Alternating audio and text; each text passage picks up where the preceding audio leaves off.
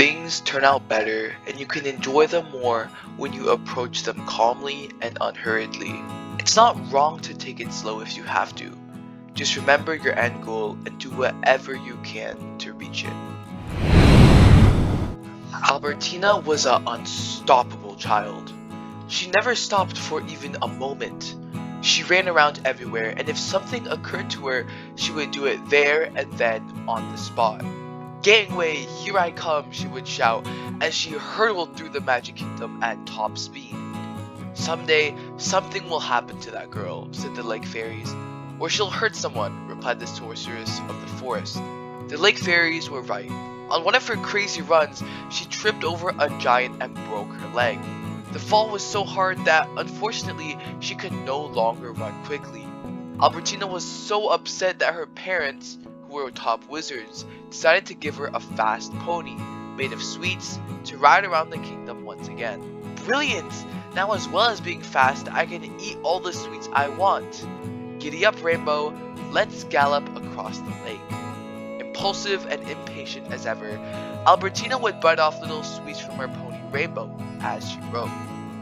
At first, it was hardly noticeable, but over time, the beautiful pony began to realize that she was being bitten everywhere. "The pony is going too fast," said the druids. "It's too skinny. One day it will break," replied the nymphs. The nymphs were right.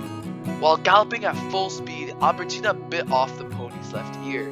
The pony lost its balance, and the few sweets left on it were launched into the air.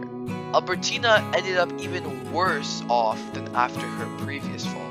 Her parents felt sorry for her and gave her a big chocolate dragon. But once again, Albertina couldn't control herself. Her urge to run and eat sweets saw her end up being severely injured, and the dragon turned into chocolate chips for breakfast.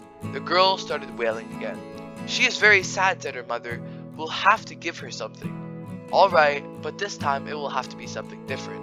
"Yes, something she can't hurt herself badly doing and will help her eat healthier." So Albertina was given a snail made of spinach, her most hated food. She cried, screamed, stamped her feet, protested, and stamped her feet again, but to no avail. Her means of transport, her pet, her best friend, was to be a spinach snail from then on. She had to prepare her trips carefully, organize her meals, and think about everything before setting off. At first, she was impatient at having to spend so much time on such things, but she discovered that she also enjoyed preparing the best moments, and this helped her live them to the full. She learned to appreciate the slow pace of her snail. It no longer seemed like a silly animal to her, and she no longer wanted to do things without thinking about them. Everything was much nicer with a little bit of calm. Now, when she crosses the Magic Kingdom on the back of her snail, she has time to hear what the fairies, sorcerers, druids, and nymphs are saying. The girl will go far. Slowly, but far. This time, for sure, they are right.